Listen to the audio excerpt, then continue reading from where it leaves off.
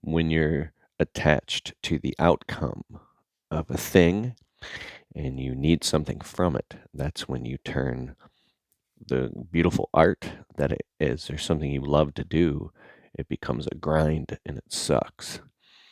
Turn it into something that you love. Think of something that you love, and now imagine yourself having to do it all the time to make money or to make a living. It quickly becomes a grind, and it's no longer fun when you don't feel like doing it and you have to do it. That's kind of like what I want to talk about in this video, because on this channel, I Am Ability, I talk about consciousness and made hundreds and hundreds of videos. A quick announcement. Tomorrow morning, well, it's already tomorrow morning, I'm doing a 5-day juice fast. Feel free to join me at any time. And so it's just fresh press organic fruits and vegetables, seeds. I have a juicer, but I'm going to be going to Beyond Juice down the street. It's like $10 a juice, and I'll be spending like $50 a day, and that's fine. I won't be eating anything. They have like an orange one, it has turmeric. I won't get too deep into it, but they have green, orange, red. They have everything. It's all organic. So 5 days until Christmas Eve. I'll be praying too. So feel free to join me if you want. I have friends that are joining as well, and we hold each other accountable in our little text messages, and it's fun and it's amazing. But I wanted to talk about the grind. So it's funny. I'm going to be freestyling here a little bit. Oh, one more update. I have two more updates. I have been reading the Bible, just in case you're wondering. If you've watched this channel for a while, I know you. Every single night for, I think it's been 7 straight months. I went from, that's what my bookmark is. I don't know, at least Psalms. Yeah, somewhere around there. And I read all the way to the very end, and I started back at the beginning, and now I've been reading, and now I'm all the way back to Ecclesiastes. And I read, I don't know, anywhere from 1 to 2 to 3 pages a night, no matter what, no matter how tired I am. Even if it's 3 in the morning, I gotta read the Bible or I'm not allowed to go to sleep. And because it's a must and it's not a should, you don't always get your shoulds, but you always get your musts, like, right? Which is a whole nother topic, which is amazing to me. Because if there's anything that you want to achieve or get done, just make it a must. How about that? But anyways, the other announcement is I am I've started I've just launched a group called the Untrapped Alliance. And so my podcast is called the Untrapped Podcast. We just crossed 850,000 downloads. Uh, I put out 1 to 2 shows a week. I've been doing this since 2014. And so I started a private community, and it's a paid for community where we do bi-weekly coaching calls. So every other week you can be part of a small group, especially if you own a service business or you're an entrepreneur. And we will be getting on Zoom style calls and going over specific topics. And I'll be having guests on that are experts, that have people that have multi-million-dollar businesses, sales, marketing, lead generation. And I've been wanting to do this for years, and I just pulled the trigger and we're just doing it. So the first call is January 8th. If you want to join, it's keithkalfas.com/alliance, ALLIANCE. Yeah, I'll put a link in the description below. It's $97 a month at the time of this recording. I really wanted it to be way more, but we're just doing a beta test. And yeah, join and I'll see you on a call. So back to the grind thing. So now this is the part where I'm going to freestyle. When you don't want to do something, but you feel like you have to do it, it's really not fun. And people say that that's what makes you successful, is you do something even when you don't feel like it. That's part of having integrity, right? It's part of like going to the gym and eating healthy and you name it. But when it comes to your art, it's a totally different thing. because some of the greatest artists, and especially people that are financially free and they get to do their art when they're at their best. I heard I was this meme recently that like Picasso made thousands of pieces of art, but only 50 of them became famous. And all these great people who have done these amazing things that they're household names and you know who they are, the greatest artists of our time. You know, like a Kobe Bryant has done millions of free throws, and that all these different people uh, do all this work when nobody's looking, and they create all this art, and a lot of it fails, and only a tiny percentage of it takes off. You know, I release somewhere 8 to 12 pieces of content per day on social media, 300 pieces of content, 250 to 300 pieces of content per month. Between my wife and I, we have 6 YouTube channels, and I'm a content creation machine.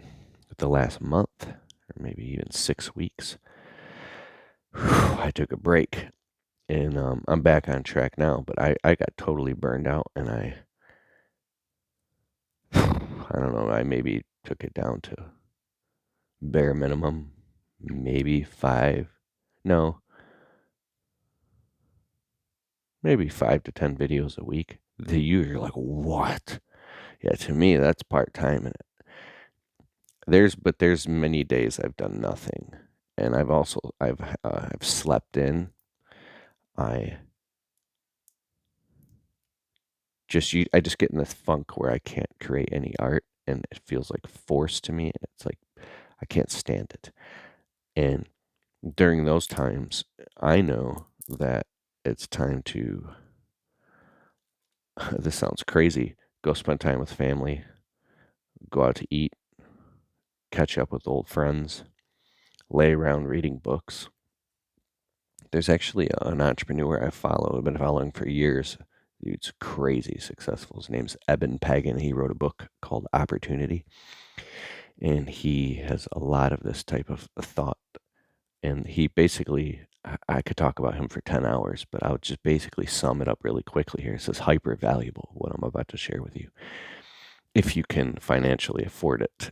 And the goal would be to get to the point where you can financially afford it by making way more money than your bills and living below your means and being hyper conscious about your circadian ultradian rhythms and spending habits. But it's kind of like you have to find a way to have deep relaxation and deep rejuvenation. And it's not just like you take half a day off. It's like where you take an entire day or multiple days completely off of all work, all everything. And you have to get to the point where you go, and all of the tension releases out of you. And if I don't do that, I get depressed if I don't, because there's something inside of me that's broken from working 80, 90 hours a week for 20 years straight. um, Once it's like that saying when you're driving in the car and the check engine light comes on, are you the type of person that pulls over and checks everything out, or you just say screw it and you just hit the gas and keep going? Well, if you hit the gas and keep going, sooner or later you're gonna blow up the motor. You're gonna end up in breakdown. And I've learned that stuff the hard way, but it was really because of running out of complete fear and desperation from being financially broke and in debt, that I had no choice with my current skill sets. And all I knew how to do was landscape and trim shrubs and pull weeds, running like my hair was on fire 7 days a week, at the cost of a personal life, almost at the cost of my marriage, at the cost of everything. I mean, I worked 100 hours a week, then 90, then 80, then 70. It took 7 years to get out of debt. It took about 10 years to become, I just knew it. I crunched all the math 10 years before that, and I'm like, this is going to take 10 years of crazy hustling. And it actually took about 7 to 8 years, because if you really get to work, you can get stuff done faster than you think. But look at your life right now and be like, what? It's going to take me 10 more years if I just buckle down. So I thought about all this stuff when I was in dire straits, 14, 15 years ago. And it took a long time. But anyways, I always promised myself when I finally got out of the freaking hole and got to like equilibrium, homeostasis, bills are paid, steady income, that I would catch up on some sleep, that I would start eating healthier foods once I could afford it. Not upgrade lifestyle. No, pay yourself back in sleep and in healthy food of what you've robbed yourself to get there so you don't get sick and then you can't go the next 10 years. Like, it was all very clear to me back then when you burn the candle from both ends because you don't have a choice. And what's crazy to me, this might just be my fear talking, because of two things here. One is like, how do some people just like start upgrading their lifestyle and go get a mortgage they can't afford and just start like taking on a bunch of liabilities and pumping out a bunch of kids and having, signing vehicle payments and all this stuff and getting themselves in a financial chokehold. And then they're running around stressed out with bags under their eyes. And they didn't even lay out the path of what do they want to do. Like, there's a saying, I'm not judging anybody. This is just my pontification.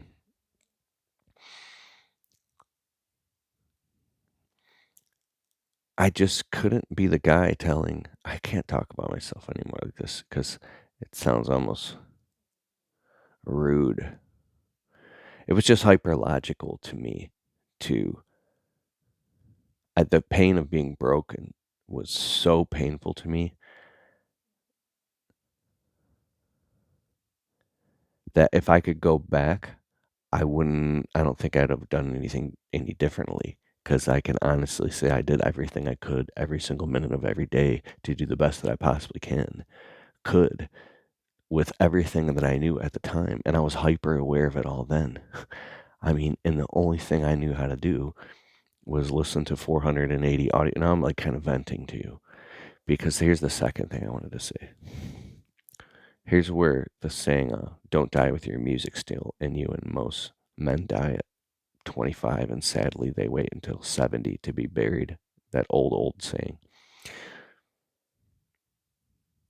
Your art, what do you love to do and what makes you tick? What are you inspired? Is it painting? Is it creating music? Is it being an entrepreneur? What is your art, right? And how can you possibly make so much money in being an entrepreneur or running businesses or like a really well-paying day job that you can do your art and be fulfilled? Or does your art just get completely sequestered away from you and stolen, and then you just become a worker bee? Your only job in life is just to take care of everybody else, but then your needs don't get met. Your needs don't get met and you don't get fulfilled because you don't get to do your art. And if you never get to do your art and you keep telling yourself a bullcrap story of why, because it doesn't make money, God, that's so tough. Then you say, oh, that's just an old story in my head. I don't really want to do that art. Let me just squash it out and push it down. And, you know, but if your higher self tells you, man, I want to get a canvas and paint, or I really want to frickin' break dance, or I want to play the piano or the guitar, or maybe I want to get some studio equipment and make some music, right? Maybe I want to start that podcast or shoot videos, or maybe you really want to get into frickin' ice hockey or snowboarding, or I don't know. What is your art? It could be anything. It could be collecting frickin' antiques or restoring old furniture. I don't know. You could be building those model ships inside of the glass bottles, right? What makes you happy? What's your zen? Maybe you want to write a book. Well, I paid a really tough price. It was so clear to me then that I need to create. And if I don't create, I'll probably die of a broken heart because I love to create. I love writing books. I've published 4 books 2 of them are Amazon bestsellers. I have audiobooks. I love creating online courses. I've created like 13 online courses. I love filming videos. I have 80 million views online and 6 YouTube channels. I love education and knowledge, so I have a subscription to Masterclass, and I've consumed $65,000 in online courses, and I just went to Tony Robbins for a week, actually 2 weeks, 2 different Tony Robbins events. I love to learn. And not just a bunch of crap, like low-level crap. I love to learn, like deep knowledge. I love to read books. I love God. I love the Bible. And my art is learning, synthesizing, and then teaching. I'm a speaker. I'm about to go to a public speaking academy, live event. And so if I can't do that stuff and I can't make my podcast, I'm not a happy guy. And so I told myself I have to find a way to do this or make money doing this. And there's no way in hell I'm not just going to go become a truck driver, go back to school and get some job, or just build a big landscaping business and not do my art and then be a miserable guy who's blaming everybody else for the reasons why I'm unhappy. It's not going to be me. You got to put the oxygen mask on your own face first, right? That shit was so clear to me years ago. So that's what I did. I stuck to my guns. And when other people jumped off track or changed course or tried to tempt me to go start this business or get into this service or do whatever would make money, I kept doing what I loved. And I did it and I did it and I did it for years. And I kept making videos and I kept putting my message out there. And little by little, it started to make money. And I suffered grievously. I didn't sleep for 7 years. Running 2 businesses at once. And I paid a very tough price, and it started to work. And so now I've built multiple businesses, and I'm living my dream. And I just signed another deal. I'm doing a keynote talk. I get paid to speak on stage, and my podcast makes money. My videos make money. I make more money online than I do in my actual landscaping business. And it's bought me the freedom to be able to sleep in and wake up when I want and create my own schedule, and to be able to relax and then wait for my inspiration to come, and that my magician, my artistic genius to come out, and boom, I can do these amazing things that I couldn't do when I wasn't getting any sleep. I can do these things now that require time, energy, money, and attention that you don't have when you're running on a rat wheel. And it's such an amazing blessing. But it took sticking to my guns, staying the course, listening to my heart, and following my heart. And so I just want to encourage you. Oh, and most of all, importantly of all, seeking counsel of wise men and praying and laying it all out on the line, and giving it all to God over and over and over, praying and praying and praying and repenting and giving it to God and asking Him to be the captain of my life, the captain of my household, the captain of my businesses. So much prayer. And I still do every day. I pray, I don't know, 3 times a day, and I read the Bible every day. And it's nowhere near enough, and I don't really care what you think. Not that I say I don't care what you think. It's like, I'm not doing it for you. I'm doing it because I literally need the Holy Spirit. I need to follow Jesus' word.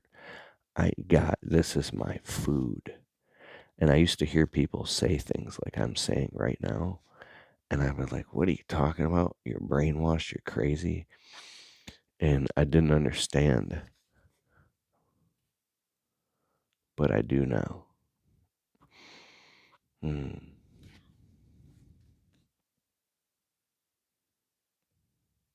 The Word of God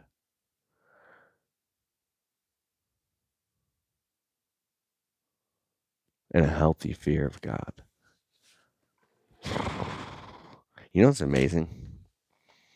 When I think of Jesus, I could just think of Jesus, and it's like a magnet, like a compass in my head.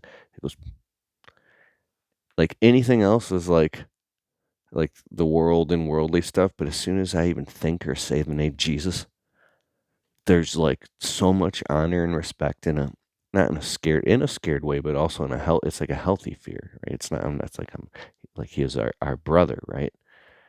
He says he loved us like brothers, right? Much honor and respect. But what I mean is like it's amazing.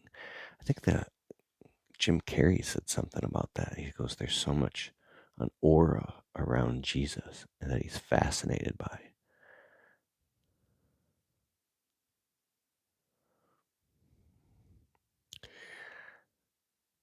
Like sometimes this is funny. I have well, not as much now, but when I was younger, I had like a dark sense of humor. Right, try to think or say something negative, and then ha ha ha, get a chuckle out of it. Like George Carlin was one of my favorite comedians, or like a Dave Chappelle. Or I love stand-up comedy, and so I would think of something that's humorous, like a dark humor, and it's funny. But as you grow up, I don't know, it's not funny anymore. There's somebody that was telling me some dark humor, funny jokes just yesterday. And I looked at them like, and they're like, "Oh, you didn't get that one, did you? Well, let me tell you another one." And I was like, "Oh, you don't think these are funny?" And it's like, I think maybe there's a part of me that is afraid to laugh, but I really think maybe I've matured past. Nah, I ain't matured past that. If you catch me at the right time, it's just shit's funny. Cause I just watched the Jamie Foxx special. I think it was on Netflix. There are some funny moments.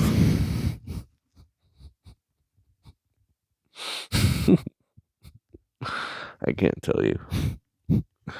It's just when he does impressions, it's so funny. Anyways, um, but yeah, as soon as I think of Jesus, it's like, or if you were to even think of like any type of dark humor, it's a, oh, don't you do that. Like, cause, and it's somebody who doesn't believe. People are like, oh, that's weird, superstitious religious dogma. You're dumb. I don't care what you think, bro. Cause I have a friend who's like so close to God, and dude, he'll scare you when he's talking to you, bro. He'd be like, um, and he'll talk like this. He'll be like, I talked to a brother the other day, and the brother had something going on, and I warned him, and I said, but you should feel lucky that you're hearing this from me right now, because next time you're gonna have to deal with him. Like if you continue to do this, you're going to have to deal with him, or you're going to have to face him. Like the way he says it, when you hear him say it, it's like, it's riveting. It's like scary. And I got off stage a few months ago and I said that same exact thing to somebody else. And I didn't even say it to the guy directly. I said it about it, just like I said to you. And I said, I got this friend. Because this person was being lukewarm. They were being a lukewarm Christian and sitting on the fence. And I said, I got this friend who says this thing. He says, like, hey, you're lucky. You should feel real lucky that you're hearing this from me right now. Because because if you don't get off the fence or something, next time you're gonna have to deal with him.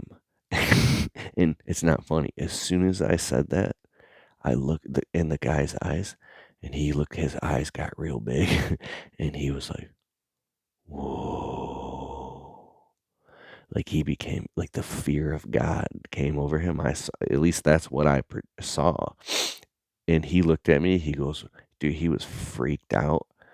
And he was like, whoa, that just hit me so hard. Like, I think that it um, scared him off the fence. Like, he jumped off the fence real quick, and he's like, I need to get right with God. And it was like, in, in, he was saying that, I guess when you talk like this, sometimes people will give you credit that you don't deserve. They're like, I feel like God is speaking through you to me, or speaking through me to you.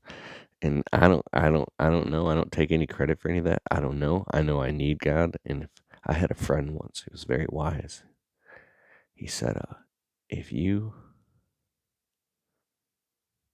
are picking up on stuff that's inspiring you, it ain't me.